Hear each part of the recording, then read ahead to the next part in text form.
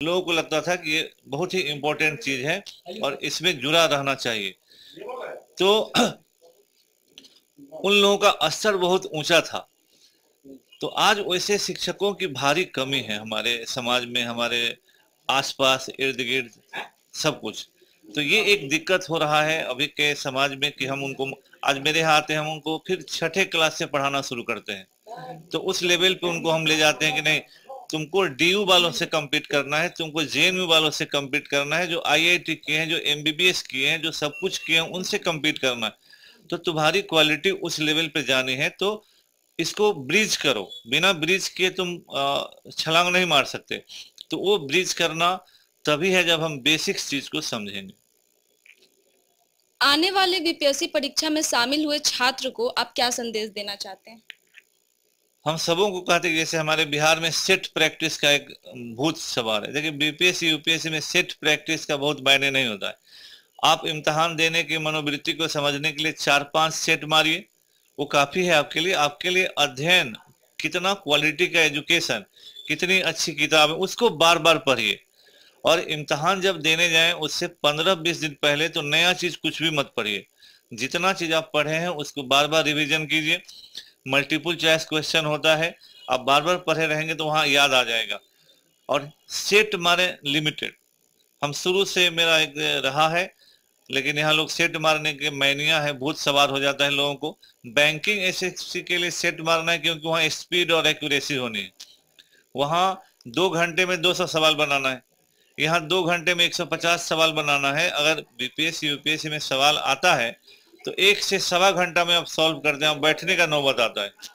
तो यहाँ स्पीड का मतलब नहीं है, यहाँ पढ़ाई करो, क्वालिटी पढ़ाई करो, बार बार रिवीजन करो। ये चीज लोगों को समझना चाहिए। क्या आरक्षण कोटा का असर सामान्य कोटे पे पड़ता है? ये तो स्वाभाविक बात है ना कि अगर 50% आरक्षण है तो 50% लोगों का होगा, और तो उसका सिलेक्शन लेवल ऊंचा जाएगा। एक सामान्य प्रक्रिया है और एक कॉन्स्टिट्यूशनल में सिस्टम है। यह एक रियलिटी है, यह एक सत्य है जो सबको स्वीकार करना है। तो आप अ, ये एक पॉलिटिकल इशू है, इसलिए इसमें हम नहीं बोलेंगे। लेकिन जो सत्य है वो सत्य है, उसको आपको स्वीकार करना है और उसी हिसाब से अपनी तैयारी करें आप। अब ये कहना कि इसके कारण मेरा ये नहीं हुआ या उसके कारण, अब एक्सक्यूज नहीं चलेगा। ये तो है ना। लेकिन ऐसा तो होता है ना सर कि जनरल वालों को बहुत मार्क्स लाना पड़ता है और एससी तो एसटी अब को कम मार्क्स में ही हो इसके जाता लिए है। आप क्या कर सकते हैं? एससी एसटी, अगर हम उनको आरक्षण हमारे संविधान निर्माताओं ने दिया है। ये एससी एसटी का आरक्षण आज का नहीं है, पॉलिटिकल नहीं है, और जो हो पॉलिटिकल अलग बात है। लेकिन यह एक रियलिटी है, जो हमारा इंडियन सोशल सिस्टम है वो डिस्क्रिमिनेटरी रहा है। आप किसी खास वर्ग के खिलाफ आपने उनको सदियों तक, सैकड़ों सालों तक मूल सुविधाओं से वंचित किया है ना। तो अगर उनको हम मूल मुख्य धारा में लाएंगे तो उनके लिए हमको विशेष सहायता देनी पड़ेगी।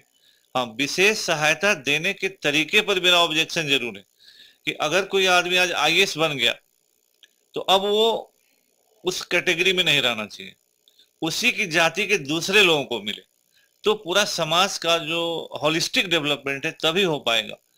ऐसा नहीं हो रहा है, ये पॉलिटिकल कर दिया है लोग। तो उसको हॉरिजॉन्टल जाना चाहिए, है ना।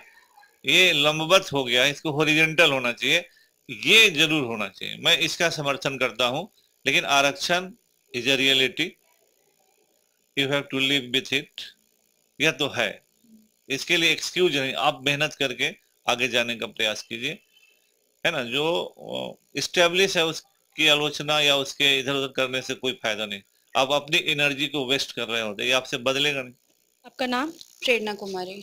इस कोचिंग में आने का मेन लक्ष्य आपका?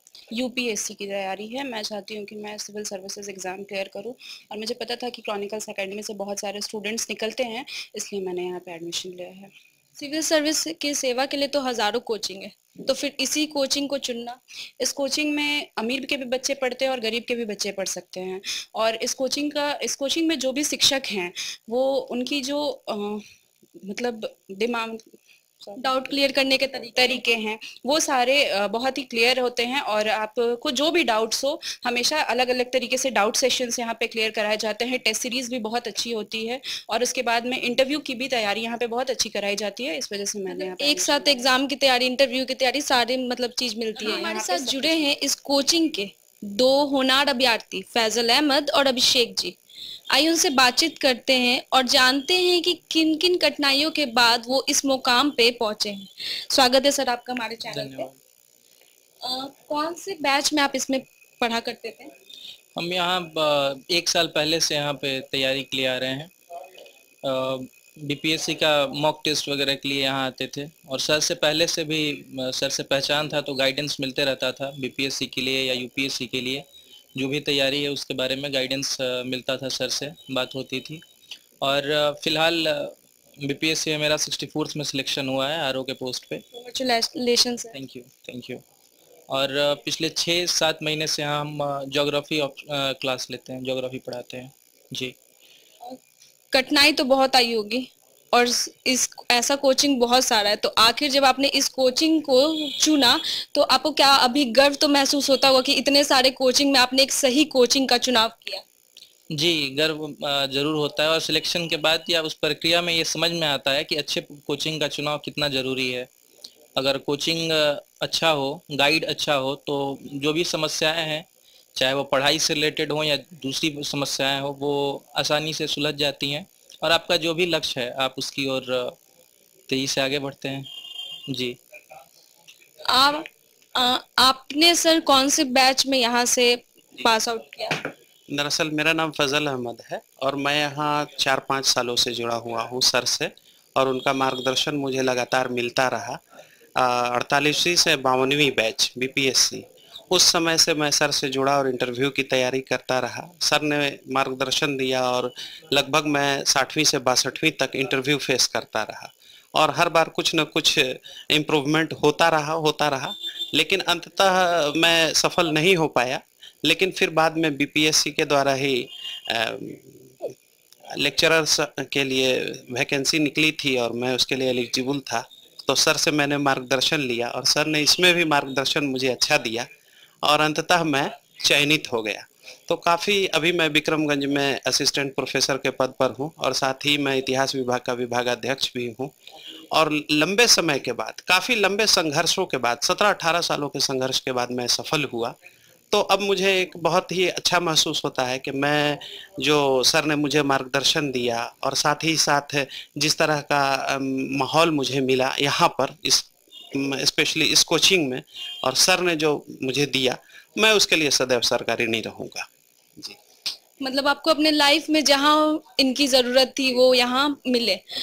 कभी आपके लाइफ में ऐसा सिचुएशन आया है कि मतलब मेरे से ये नहीं हो पाएगा, क्योंकि यूपीएससी और बीपीएससी क्रैक करना बहुत ही बड़ी बात है, तो कई बार ऐसा लगता है कि मैं कोई गलत लाइन चुन लिया हूँ, अब मुझे ये नहीं चुनना चाहिए, मुझे कुछ और करना चाहिए, तो फिर उस टाइम आपने खुद को कैसे मोटिवेट किया? क्योंकि बहुत सारे ऐसे बच्चे हैं जो अभी इस हालत में होंगे। जी, असल में इसमें मेरी पारिवारिक पृष्ठभूमि ने काफ़ी मदद की। मेरे मेरे फादर दोनों बिहार प्रशासनिक सेवा में थे। मेरे फादर बिहार में ग्रैंडफादर एडीएम होकर के रिटायर हुए गया से, और मेरे फादर जो है वो सीएम हाउस में ज्वाइंट सेक्रेटरी रह चुके। और साथ ही साथ एक अच्छी पारिवारिक पृष्ठभूमि होने के नाते मुझे हमेशा अपने माता पिता से भी मोटिवेशन मिला कि तुम कर सकते हो, और कोई ऐसा काम नहीं है जो सक्षम दुनिया में व्यक्ति चाह ले तो नहीं कर सकता है। मेरे अंकल थे डीआईजी, पटना के आईजी रह करके रिटायर किए वो, मोहम्मद रहमान। उन्होंने भी बहुत मुझे समय समय पर मोटिवेशन दिया कि तुम कर सकते हो, कैपेबल हो, और किसी भी व्यक्ति को बिना संघर्ष के सफलता नहीं मिलती है, और संघर्ष के बाद जो सफलता मिलती है तो उसका स्वाद ही अलग होता है जी। बिल्कुल सही। थैंक यू सर हमारे साथ बनने के लिए। ऐसे ही तमाम वीडियोस के लिए बने रहे हमारे साथ एबी न्यूज़ पर। मैं अनुष्का, कैमरामैन अमित राज के साथ।